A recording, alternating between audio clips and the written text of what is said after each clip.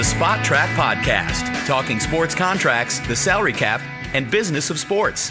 Welcome to another edition of the Spot Track Podcast. My name is Mike Ginnitti. It is Monday, December 4th. Week 13 of the NFL season is almost complete. We've got a very important Monday Night Football game tonight to get through, but still plenty of movement across the, certainly the AFC, with Kansas City losing, Cleveland falling back, and a couple of the 6-6 teams getting a new lifeline.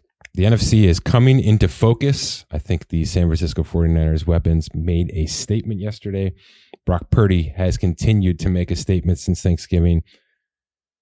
And talent is winning out. Speed is winning out. The Tyreek Hills, the Deebo Samuels of the world, certainly the Christian McCaffreys of the world, when healthy, are the forefront of this NFL league. They really are. They are the standout unicorn athletes that are rising above the cream. Always rises to the crop this time of year.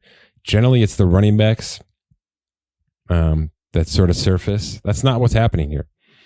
Creative, high-flying, spread-out offenses are finding ways to win with speed, whether it's throwing, putting the ball in Deebo Samuel's hands from a 1-yard play and letting him cook, or basically saying, Tyreek Hill, run as fast as you can, as long as you can, and Tua Tagovailoa can get that ball there. So what we saw yesterday was explosive in a lot of cases. We also saw some pretty good defense. I mean, the Chargers-Patriots 6-0 debacle, it's the time of year for that too. So buyer beware when you're out there on the FanDuels and the DraftKings thinking about over-unders and thinking about just how many points a team can score this time of year, because injuries, weather, plenty of factors have come into play. Boy, Trevor Siemian looks like he's going to be the Week 14 starter for the Jets, their fourth starting quarterback. It looks like Kenny Pickett's going to miss at least 3 to 5 with that ankle surgery. So it's Mitchell Trubisky time in Pittsburgh. The quarterback injuries are constantly piling up on us, unfortunately, and it's a discussion we've had quite a bit. If you got a viable backup, you can hang around. And by the way, Joe Flacco may be a viable backup in Cleveland. It looks like he was basically one play away from keeping that team afloat and maybe that season afloat in Cleveland. I wouldn't be surprised one iota if he's the Week 14 starter for Cleveland, because of what he did for about 3.5 quarters in this Week 13 matchup. Can Trubisky game manage that, the Pittsburgh offense that has really done nothing to amplify their winning season thus far? I don't know. How many reps has he actually seen? The story for me is somebody like Gardner Minshew, who was brought in to be exactly what he is, which is a security blanket for Anthony Richardson, who was a bit of a flyer pick as it was because of his lack of experience inside of an actual NFL style offense. And he was an athlete. He's going to move. He's going to run. He's going to get hit. And when he get hit, he's going to get hurt. Gardner Minshew has held his own. He's one of the bigger stories of this entire NFL season thus far. And that Colts team is 7-5, and that's without Jonathan Taylor or Anthony Richardson right now. So that's something to monitor here. And I think it's something a lot of teams are going to monitor who have Nick Mullins and Blake Bortles and QB3s and QB4s that probably shouldn't be in this league right now, when so many teams are struggling to have a QB1 across the landscape. Okay, we're going to talk plenty more football. Here's the itinerary for today. I'm going to swim through some Major League Baseball stuff because it's Monday. Winter meetings in Nashville are set to kick off in just a couple of hours. There's a lot to get to. We had a trade this morning. The Braves refuse to go a couple of days without making some sort of notable move. They have made a big one this morning, and the Mariners are involved, and that's a team we have to talk about as well. So some talking points with Major League Baseball as the big week kind of ramps up here. I posted a piece. The NFL offseason continues for SpotTrack.com. It's wide receivers this time around. There's a lot. I could have spent, 3 more hours talking about bubble players. I segmented it into three categories. One is just pending UFAs. So the Mike Evans, the T. Higgins. I've got market valuations. I've got my thoughts for every single one of these players. Then I've got those bubble players. And I think I identified between 6 and 8. I could have gone 15, 15 to 20. I will do so in our actual roster bubble piece here coming up in a couple of weeks. but I kind of tempered myself here with just the notables. So UFAs, roster bubbles, and then I opened up a new category basically saying worth monitoring, right? That's your Stephon Diggs, that's your Devontae Adams, players that should be secure, certainly in their contracts, but it feels like they're going to ruffle some feathers here in the coming weeks if things go as they may with their respective teams. So a big offseason NFL wide receiver piece now live. We're going to talk about that in depth here in segment 2. And then another piece. I did a lot of writing yesterday. Now live on Spotrac.com. Just kind of diving into Von Miller's situation, not the off the field stuff. There's plenty of other sites and outlets to get that kind of news. And I've done absolutely no assuming with this piece. Basically, what I've done is tried to answer a bunch of questions that I've been getting about his contract, about the Bills, and the options that they have now, right now, in the future, this offseason, during 2024, after 2024. Just where does this contract stand? Because it was 6 for $120, and this is year 2. So it's not like we're on the backside of this thing, even though from a guarantee standpoint, you might be able to say that. So there's a piece on Spotrac.com detailing a lot of this. I'm going to go through the greatest hits in segment 3 of this podcast. So it's Major League Baseball right now, some wide receiver talk, and some Von Miller contract talk for Monday's show. Okay. I have to start with Ohtani because it seems like things are moving a little bit quicker than I anticipated they were going to. This happened with Aaron Judge last year. I was begging for like a January 3rd decision. It doesn't seem like we're going to get there. If there were 8 teams to start this thing November 1st, I think we're down to 3. Maybe there's a 4th in there. Maybe the Cubs are still hanging around. Maybe the Mariners are still involved, although we'll talk about their trade and what that means for 2024, in our opinion, in just a second here. It seems like the Giants and Dodgers might be neck and neck, and I believe maybe both of those franchises have offered the $500 million that we've all been talking about here, which really is not just hyperbole. It's really what this guy is worth, and you can say it's more. Pretty easily you can say this is a $30 million hitter and a $30 million pitcher, and if you do that math times 9 to 10 years, where we get to. So it sounds like those offers are on the table with those 2 teams specifically. It's super fun that it's those 2 teams, kind of division rivals, geographical rivals, et cetera, et cetera. We knew the Dodgers were not only going to be a good fit for him from a franchise standpoint, but because they spent all of last year shedding back and dialing back their finances so much for the Ohtanis of the world, the Yamamotos of the world, et cetera, et cetera. I don't think this is all about Ohtani. I think there's going to be 3 to 4, right? The Dylan Cease stuff, the Shane Bieber stuff, the Corbin Burns stuff, all of these trade rumors, all these free agent rumors are going to be attached to the Dodgers because they prepared themselves to be extremely splashy this offseason.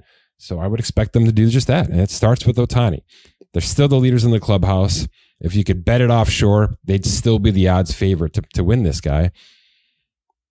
But the Giants are here. And I wonder, and I've talked about this quite a bit with Cousin Dan and things like that, but there has been at least an inkling of rumor out there that somebody may be offering short-term, high AAV. Something I've been pushing for quite a bit, especially with this situation, and especially now with Ohtani's injury, right? He's not going to pitch. There may be teams that need to see that he can pitch again, and he may not want to sign his 10-year contract until he proves that he's going to pitch again, because there's at least a small shadow of doubt right now within these negotiations. Now, like I said, all the reports out there say the $500 million is already on the table. But, these Major League Baseball contracts are starting to look a little bit more and more like the NFL ones, where the devil's in the details. Carlos Correa had a $300 million contract, but an opt-out after 1 year in his first go-around with Minnesota. Is that, if we connect some dots here, is that what's being offered? Is that what the Giants are offering here? Are they saying, look, we'll make this thing 10 for $525, and we'll give you a player option next year, right? So let's say it's $55 million this year, specifically in 2024. And then there's tons of incentives if you win the MVP and a silver slugger and all these things that could increase this thing up to $600 million, because I don't even think that's crazy. I just did the math for you in my head. So let's make this a 10 year, could be 600 million, maxed out with all the incentives. Or if you'd like, come play for us for 1 year for almost 60 million. And then if you decide that your value has increased above a maximum of $600 million, right? Because that number is still insane. Opt out, go back to the market, and we hope you come back and deal with us again, knowing that we took care of you here for one season. It's a really intelligent way for a team who isn't the Dodgers, but is longing to be that team, especially if they have to beat him in a division race, to reel this guy in. We're going to give you the dollars you want, but we're going to give you the ability to take a ton of money this year and then decide your fate. And if your arm is healthy and you can prove that to some people next offseason, and you want to have a true hitter/pitcher showcase next November and December, we're going to afford you that opportunity. Would the Dodgers do that? I'm not sure. I'm not sure that that's something that the franchise of the Los Angeles Dodgers believe they have to do, because they are the Dodgers, right? This is like the Lakers. This is like the Yankees in the heydays, right? We shouldn't have to do that to bring in even the biggest unicorn free agent in the history of the game. They may, if the Giants are going that route. And by the way, this is pure speculation and maybe just a little bit of wishful thinking on my part. But if I'm creative GM X, and I know that the Dodgers have offered 500, and that's the ideal landing spot for this player, this is how I'm thinking. All right, I'm thinking we got to wow him with some front-loaded cash. We got to wow him with control and power. And we still have to wow him with a gigantic bottom line in the instance that everything goes swimmingly for us next year. You know, we bring in a couple of pitchers to round this thing out, whether it's now or in the middle of the season. And it looks and feels and smells like this Giants team plus Ohtani can really get to the finish line, because that's all that matters here. He's going to get his money wherever the hell he wants. He wants to get to the finish line. So that's creative GM Mike coming out and saying, this is how I defeat the Dodgers. With early money, with long-term money, and with control throughout this entire thing. Wishful thinking. The third team appears to be Toronto. And this is something that excites the hell out of me. And I know Cousin Dan, we've talked quite a bit early about this. We had some wishful thinking discussions recently about this. And now it seems like it's really here. If you haven't been to Toronto, I don't think you can put yourself in these shoes and understand how good of a fit geographically, from a hospitality standpoint, this would be for Shohei Ohtani.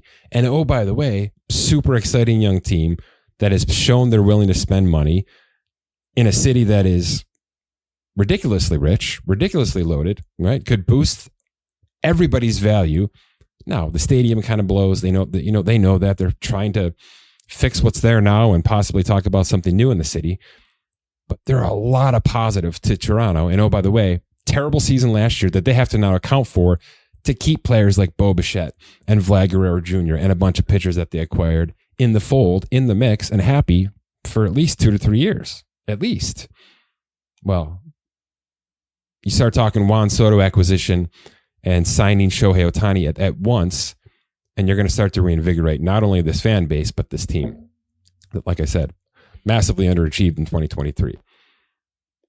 This is not a small market opportunity for the Toronto Blue Jays. They are as big of an organization, at least with what they have around them, as any of these teams we're talking about. These are 3 powerhouse cities and 3 collectively of the bigger franchises that Major League Baseball has. So all of this makes sense to me. Okay. Do the Dodgers still make the most sense? Of course.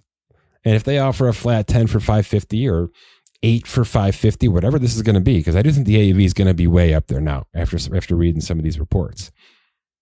I don't know if Shohei says no to that. You know, I don't know if he says no to a lineup that includes Freddie Freeman and Mookie Betts and Max Muncy and just so much talent. So much talent. And by the way, like I said, it's not just about Ohtani. They're going to upgrade their shortstop position. They're going to bring in another quality starter, if not two. They've already brought back Joe Kelly, a versatile, familiar reliever.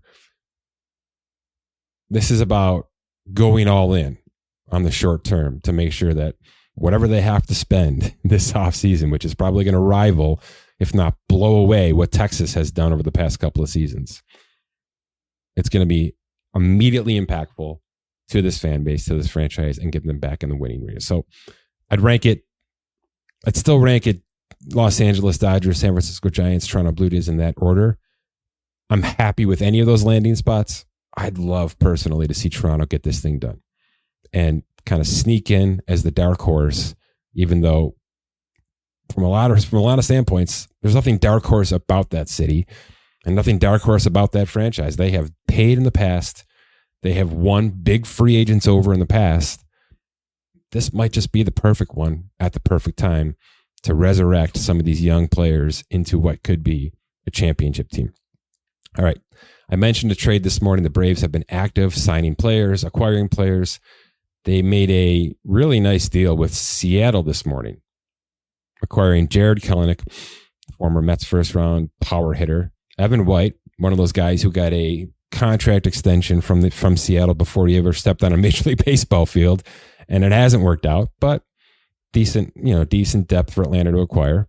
They can bury a minor salary or buy him out, whatever they have to do. And Marco Gonzalez, a hybrid, right? A starter/reliever, more notably a starter, I think, right now. Something that this Braves team needed.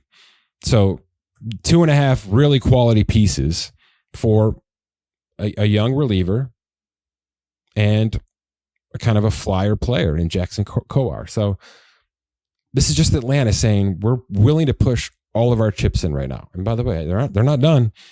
Right? Vaughn Grissom and a couple of other players already being floated to the Cincinnatis and the Milwaukees and the Clevelands of the world to go and acquire another legitimate starting pitcher. I've heard Shane Bieber, I've heard Dylan Cease, I've heard Tyler Glasnow, I've heard a bunch of names like that linked to this Braves team who, let's be honest, were one of the best teams in all of baseball and fizzled out round one last year before they could even see it coming. Despite an MVP season from Ronald Acuna Jr. and a couple of other players, certainly Matt Olson, having career seasons. So they know what they have. They know how talented they can be. It is simply about adding a couple of cherries on the top here. And they've done that maybe 3-4 times over now, and we're not even at winter meetings. So they are jumping the gun. They are trying to get ahead of all the discussions, all the elbow bumping that's going to happen over the next couple of days. They don't want to wait for that. They want to go and identify players and overpay a little bit to get those in their clubhouse and on their 40-man roster right now. Because what they have now, there's no restricted trade rules like we have in the NBA. They can flip these players, right? They may have a plethora of relief pitchers now or hybrid SPRPs that they can now convert into an ace, right? Into a Shane Bieber. That's why they're doing this. They're bolstering their own 40-man for personal reasons, but they're also adding trade assets in case they have to throw one of these guys into something that they want to get a bigger fish with. It's good work. And, we've complimented the organization of the Atlanta Braves for their early extensions and certainly for the way they've handled some of their Acuna Jr., Ozzie Albies, even the Freddie Freeman situation, which got ugly there for a second, but certainly they knew that what the hell they were doing, right? Because Matt Olson was a top 3 MVP candidate. This is just another example of, I believe they're playing chess when everybody else is sitting around sleeping, waiting for winter meetings. And there are a lot of great teams that have really not moved the needle yet.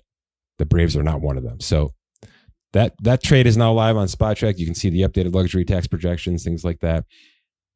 We're just getting started. All right. There's plenty of rumors. I mentioned some names out there.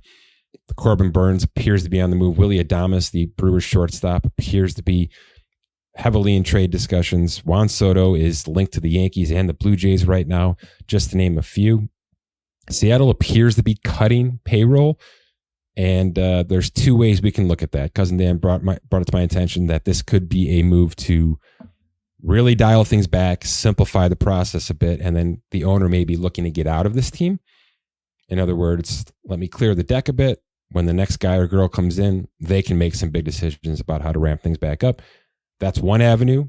They could also be clearing payroll and clearing roster spots to make a big fish move. Maybe it's not Ohtani. Maybe it's not Juan Soto. By the way, it could be Juan Soto.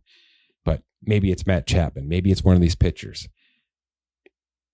There are multiple reasons teams do things this time of year. And Seattle is sort of in the fringe of could be any of those. So keep an eye on that team. Super active GM, loves to make trades, loves to be bumping elbows this time of year at the winter meetings. I would not be surprised if both those things are true. The owner is looking to move on and is looking to simplify some things. But oh, by the way, if we can get that guy, we're going to get that guy. All right. Okay. Let's move on to our wide receiver piece. Now live on SpotTrack.com, evaluating the 2024 wide receiver market. It's a doozy. If you like to read words, there's plenty of words here. I'm going to give you the greatest hits. We mentioned Mike Evans. Pretty good time to have a market valuation piece about Mike Evans because he just broke the NFL record for 10 straight seasons of 1,000 receiving yards or more. You're going to have all the Hall of Fame discussions today. That's going to be the hot topic across the stoves. I don't know. It doesn't matter to me if he's in or not. I don't think it's going to matter to him too much either, okay?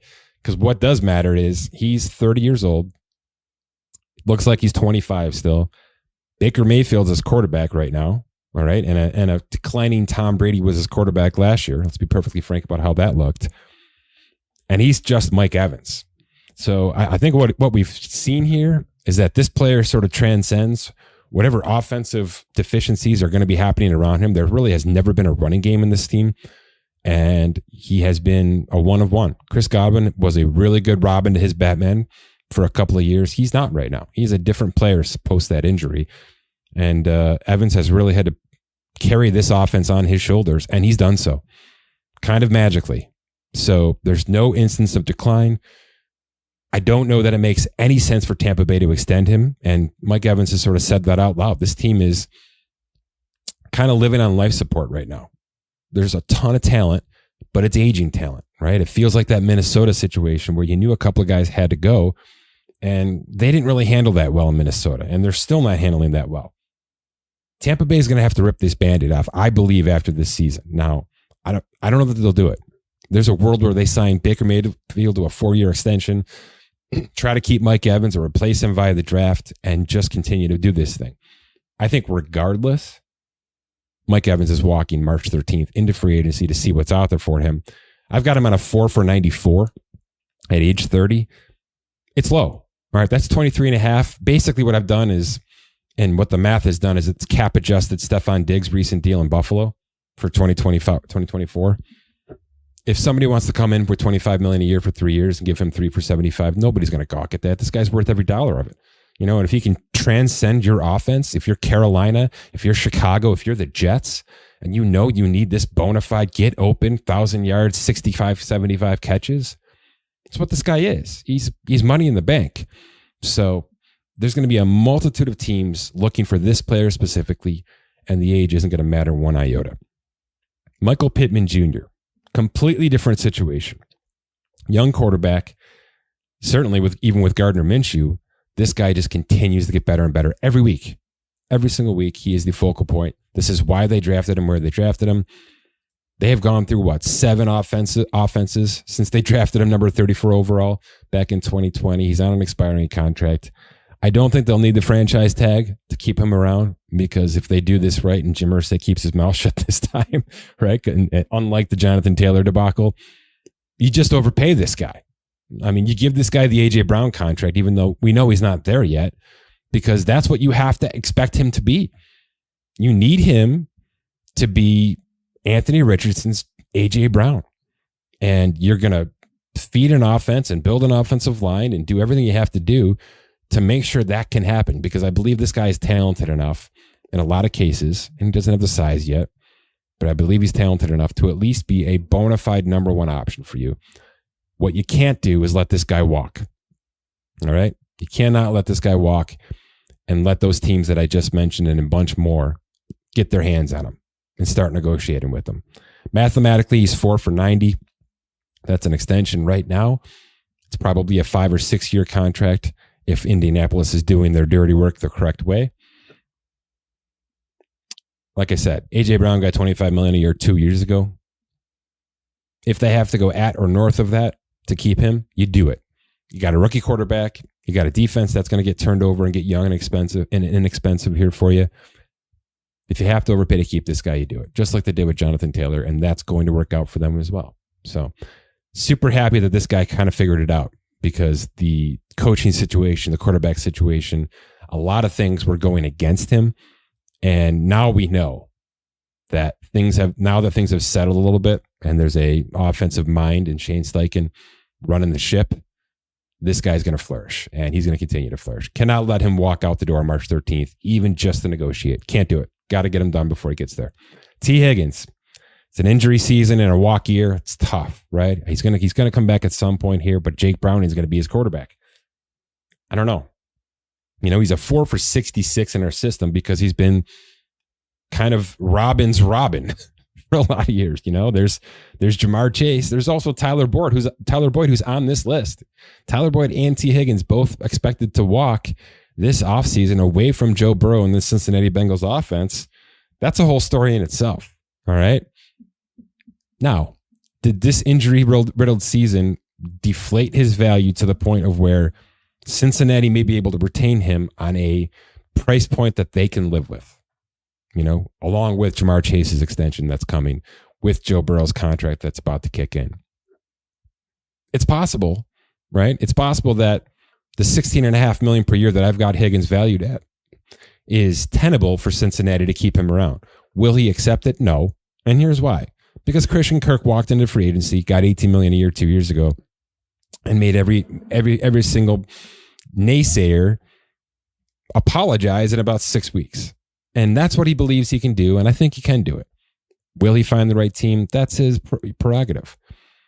So I don't believe there's any extension discussions happening. I think T. Higgins wants to get to free agency.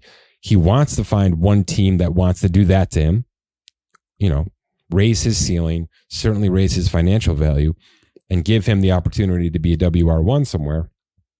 And if that exists, he'll sign it. And if and when it doesn't, and it's possible that it doesn't, it's possible that every team in the league treats him as a WR2 and wants to sign him for about 18 to 20 million a year. Then maybe Cincinnati, a return to Cincinnati is his best option. But I believe he will hit the open market March 13th, and then it'll be a bit of a rat race from there. Calvin Ridley. It's still been a great trade for Jacksonville, but he is certainly inconsistent, and he is certainly not a standout number one option as it currently exists in this league. He's not. All right, he's got 11 games in. He's got caught about 50 balls. He's going to play tonight. Maybe he'll catch 5 or 6 more, and he'll have 12 weeks and 50-some catches. He's averaging 14 yards of reception. So that part of his game is certainly there. All right, there's separation. There's yards after the catch. All of that is good to go. I just don't think he has risen like I thought he would in this team to that level of can't miss number one option. And if that's the case, I'm not sure that Jacksonville looks to keep him around. I'd like to see it happen, but quite frankly, Calvin Ridley and Christian Kirk are essentially the same player right now. It's not a bad problem, okay? It's not a bad problem to have if you're Jacksonville and Trevor Lawrence. But if Calvin Ridley believes he can be bigger or wants to be his own version, of a tier 2 wide receiver on a team that values him better, he'll walk. Jacksonville's not going to franchise tag this situation. They have weapons. They can backload weapons in the draft, as they've done now for the past couple of seasons. I don't think Calvin Ridley is worth a WR1 salary. Mathematically, he's $17 million a year, right around that Higgins number, 4 for 68, 4 for 70. If we're getting fancy, he's exactly what Christian Kirk is making right now. All right. And if we just cap adjust that, we can get ourselves into 21 million a year. So if Calvin Ridley wants to stay on a 2024 version of what Christian Kirk is making financially, maybe Jacksonville keeps him around. Otherwise, go get slightly overpaid on a team that you might get more targets from, but they may not be as tasty as what you're getting from Trevor Lawrence. One more name. Gabe Davis. He's a $13.5 million wide receiver in our system. And I think there are a lot of people that say that's crazy. Nobody should pay him more than 10. And I think there's some people that maybe watch this stuff closer that think You're crazy. He is the next Christian Kirk. I'm here for all of this because I've seen what even a little bit dinged up Gabe Davis looks like, and it's basically a statue. All right, there's no separation. There's no ability to get open, and he is lost in games. Literally not a player that Josh Allen will even look to in certain games. That's not great if you got to pay a guy $15 million plus a year. There's also been a version where he has become the singular target, and he does create separation, as he did in overtime against Philadelphia.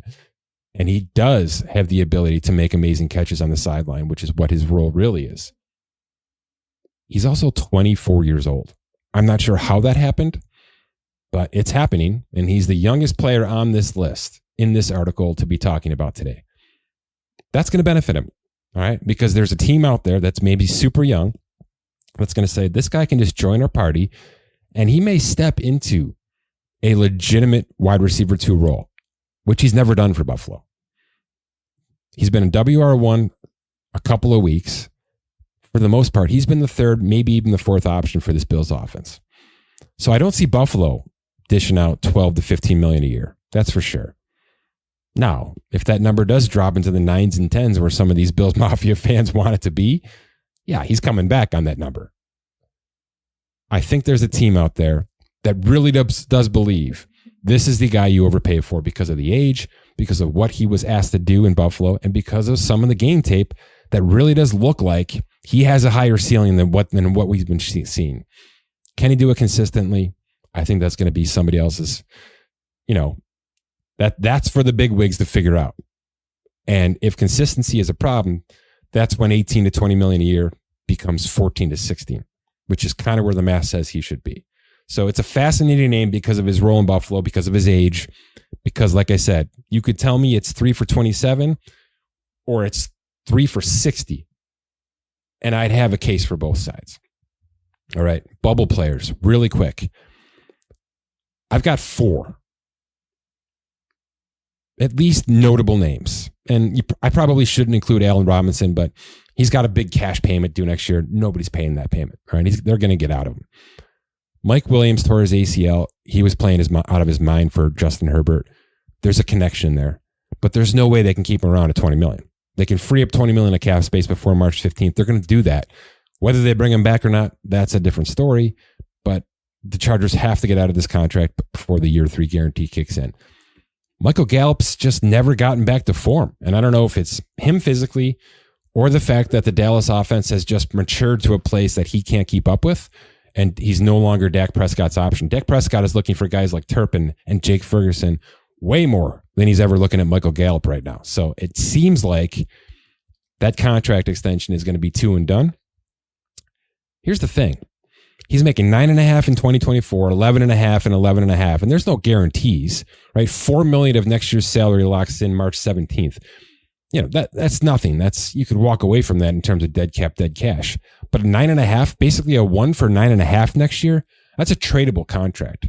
So I'm not sitting here saying Dallas is going to move on from him by just outright releasing him. They're going to have to clear up cap space because of Dak's extension, because of CD's extension, because of et cetera, et cetera, et cetera. But I believe this is a trade conversation, Michael Gallup. And there will be a team maybe that loses out on a Gabe Davis or a T. Higgins that wants to see if Gallup can bring himself back, resuscitate his career back to a legitimate second option. It's possible. He's 27 years old. Hunter Renfrow has just fallen out of favor in Las Vegas. He's going to get released out of next season. And like I mentioned, Allen Robinson, no chance that Pittsburgh stays in that contract with Pickens and Deontay Johnson and Freiermuth and those weapons already locked in for next season. Okay. I'm not going to go through this because I want you to read it. And then I want some feedback on the also worth mentioning part of this article. Devontae Adams, you know why it's here. The Raiders are going backwards. Devontae is really well paid. The trade stuff is ugly. I broke down all the math for you on this piece. But Aaron Rodgers and the Jets are going to exist in 2024. And the Adam Schefters of the world are already discussing week 12 and 13 of this season that relationship and that trade at some point in time has to have real legs. So if it's happening in November, Can you imagine what the discussions are going to be in February when we're ramping up for March 13th in the new league year? I'm just going to believe it, that at some point in time, this is going to become a reality. All the numbers are there for you on the site. I don't know if the Raiders want to give up yet. They probably should. We'll see what kind of offseason they have.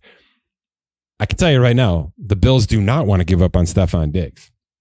And the Bills have a really good opportunity right now after a couple of Week 13 losses elsewhere to get themselves back in this playoff conversation. And if they're there, and even if they're one and done in the postseason, with all the injuries they've had on defense and all the issues they've had offensively, and certainly going through another offensive coordinator situation here, they can get themselves back into good standing this season. Stephon Diggs does not belong here. But if not, and they end up, let's just say, I'll be generous, and I'll say 7-10, which is one more win than they have right now.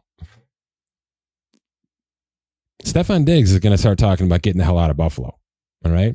He's going to start listening to his brother. And he's going to start listening to all these people that are saying, hey, man, you're going to be 30 going on 31. You're in a good contract. Move off this thing and get yourself to a better situation. Because San Francisco has cap space. Dallas can make this work. And you know that's going to be a landing spot. The Packers probably could use a veteran wide receiver. I know Kansas City can, but they're never going to trade him there. Here's the thing. Buffalo is not going to trade Stephon Diggs unless they are 100% sure that A, they have been blown away by a trade offer, just like Minnesota was when Buffalo acquired Stephon Diggs. Or they are 100% convinced that he will never play another snap for them and he's going to hold out of his contract. Those are the only two situations that Brandon Beane would pull the trigger and trade Stephon Diggs after 2023. Because from a football standpoint, it makes 0% sense. And from a contract standpoint, it doesn't make a hell of a lot of sense either. And you can read the dead cap information on this article on Spotrac.com. Last name. I mentioned the Herbert stuff with Mike Williams. We've talked Chargers quite a bit. This is a floundering team. This coach and GM are going to be fired after this season. That is my educated guess, and I think it's a smart one. Which means a lot of change is coming, right? Eckler's going to walk. Mike Williams is going to be released. There's going to be some offensive line changes. A lot of things are going to change here. Is Keenan Allen going to stick around for this? It's his walk year in 2024. 23 cash, the highest cap hit of any wide receiver in football right now next year, which means the Chargers are going to want to restructure that cap hit and lower it. And if they do that, then he's not tradable for them because they've just paid him a signing bonus, which means if something's going to give, right, if the Chargers season continues to absolutely spiral downward, and this is the third or fourth in a row, Keenan Allen's going to walk into that front office that may be vacant soon and say, I don't even care where this is going. You got to figure this out so that come March 13th, when you go to restructure my contract, I want to be somewhere else doing this. All right. I want you retaining salary so that you can acquire 2 second-round picks to get me out the door so that I can go and sign my last extension with a team that isn't reshuffling their decks like I think the Chargers are going to be in 2024. It's possible I'm wrong. It's possible that, because Allen is, by the way, ridiculous still, right? When he is healthy, he is an absolute monster from an analytical standpoint, from a production standpoint, from an absolute WR1 juggernaut standpoint. So this isn't something a stable organization would want to be doing, but it is something Keenan Allen should be thinking about because he should be looking around the room, reading the room, understanding which pieces are about to fall off this roster, and he may be the lone dog, right? He may be the Mike Evans here in just a couple of months. I'd hate to see him waste out this contract because everything around him is crumbling, and certainly it makes no sense for him to offer an extension, and then he'll be 32 hitting free agency. I'd rather him get himself into a situation where he can sign that extension in March on a new organization, and the Chargers can get some draft assets back for it. So wishful thinking on my part, even though none of these players really belong elsewhere. The situations they're in, though, could demand that something gives over the next couple of months. Okay, quickly, let's switch to Von Miller. Absolutely no assumptions. And much of this article is with the stipulations that The legal system is going to have to play out before anything happens, right? I threw in the scenarios of Buffalo just saying, let's get out of it just now, just because I've gotten inundated with questions about, well, what happens if they release him tomorrow? I'll tell you what the number is, but it could not be a more useless number because it's never going to happen. Here's why.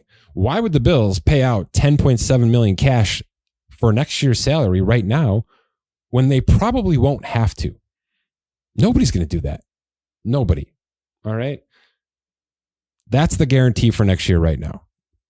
If he's on the roster the first week of March, the rest of 2024's salary, all $17 million, becomes fully guaranteed. So that's hanging out there. But, I probably should have done a better job of giving my opinion of where this is going to go. I didn't really want to attach my name to any of this because there's the legal process, then there's the NFL's punishment, and then we can start talking about what's going to happen. I've sort of given you the dummies version of everything that's possible and all the numbers that are surrounding it. What's probably going to happen if Von Miller is guilty of this, and if the NFL decides, okay, he has violated the personal conduct policy, he will be suspended. And the second he is suspended, any of those future salary guarantees void. That doesn't mean he loses the money. What it means is it's no longer a dead cap charge if Buffalo releases him. That's all it means. Okay? He's not guaranteed that salary anymore because he has violated the personal conduct policy. That's all it means. So, and by the way, one more thing to say, which I didn't say in the article. This stuff has taken forever of late. Alvin Kamara's eventual suspension took forever. Over a year, over an entire season, maybe a season and a half. I don't remember exactly, but forever. So there's a world where March, April, May, June all goes by and we know nothing about this Von Miller stuff because the court system, right, the back and forth between all of that is going, and the NFL is not going to touch it until there's resolution there. So it's got to get through the courts. Then the NFL has to adjudicate their side of it. And then if something comes down, if punishment is handed down, then this contract changes somewhat dramatically for Buffalo. So in my personal opinion, Buffalo is just going to have to carry him. Now they can push to have him placed on the commissioner's exempt list. I've noted that in this piece. All that does is free up a roster spot for the Bills. It's paid leave. All right. Unless there's a drastic case where Roger Goodell basically says, no, we're going to have you basically on unpaid leave. You're essentially suspended until we can actually put down an official suspension on you. That's never going to happen. All right. That would be a look for the NFL that they do not want to go down. So commissioner's exempt list is just paid leave. The cap and the cash remain the same, but Buffalo gets to free up a roster spot. So they can essentially float Von Miller on this exempt list, replace him on the roster, and then when the timing is right and he is found not guilty and there's no suspension and they have to deal with the contract as it is right now, or the inverse, and things change and they decide they want to move on, whenever that timing happens, at least they didn't have to give up a roster spot to do it. I would assume if more details come out, it would get to that point, but it may not get to that point until 2024. It may take a long time for the NFL to decide, all right, this is going to be something that lingers. We've got 6 weeks left here, which is a long time. And Buffalo may be pushing for this already. But in my personal opinion, Von Miller's just going to be a part of the Bills until he's not. That's just how this is going to work. And the contract, by the way, says that too. So suspension changes things from a guarantee standpoint. Suspension changes things from a dead cap standpoint. But the timing is very much not in Buffalo's favor. And there's one paragraph in this article that I really want you to focus on because I don't think it's something that's being talked about a lot. The timing of this isn't great for a contender, right, who is running their cap table right up to the edge, like Buffalo is. So if I go to 2024 cap space and I go to the Bills, they are 30th right now in cap space at negative 42. And that's based on a $240 million salary cap, which could be a little higher, right? It might be 244-ish. But still, right? They're in the red. Josh Allen's at $47 million. Stephon Diggs is at almost $28 million. And Vaughn's at almost $24 million. Those are the top 3 cap hits for the Bills next year. The reason I'm bringing this up is all of Von Miller's big cash next season is base salary. This past season, it was a roster bonus. Buffalo took that roster bonus, converted it to signing bonus, and freed up almost $11 million of cap space. That was the plan. I can guarantee you the plan for 2024 was to take that $17 million, which becomes fully guaranteed in March, convert almost all of it to signing bonus, and free up another $12 million, which is something they're able to do. That would be the cap conversion on Von Miller's compensation for next season. However, if the Bills are waiting this process out, and there's a world where by the end of the summer, the NFL has handed down punishment, and that $17 million is now no longer guaranteed, and Vaughn is suspended for 6 to 8 weeks, and Buffalo basically wants to say, no, we got to get out of this. If they have converted $16 million of that salary to signing bonus for cap purposes in March, now they have to adjudicate getting that signing bonus paid back to them, which means they won't get anything back to them basically until a full year later, because you know how this stuff drags out. It's a big deal for a team that has extreme cap issues, right? They're not going to want to do this. They're not going to want to convert that base salary to signing bonus with what could be pending, which means they'll have to get creative with how they handle their cap gymnastics. And this is probably just a situation they're going to have to ride out indefinitely, TBD. So it's a mess for Buffalo. It's certainly a mess for Von Miller. It's certainly a mess for everybody included in this whole situation. And it's terrible and unfortunate, at least from an allegation standpoint. But it's also not going to be a quick resolution.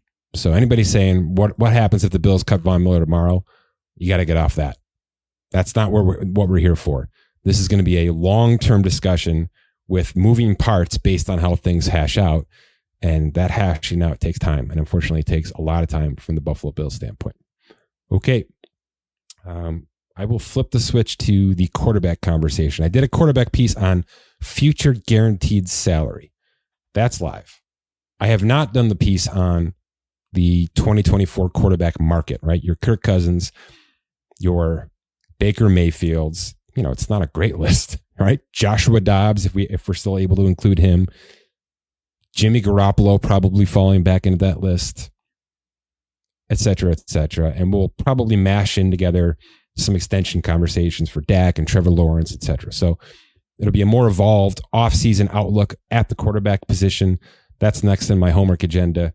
The running backs are live. The wide receivers are now live. We are well into our offseason series.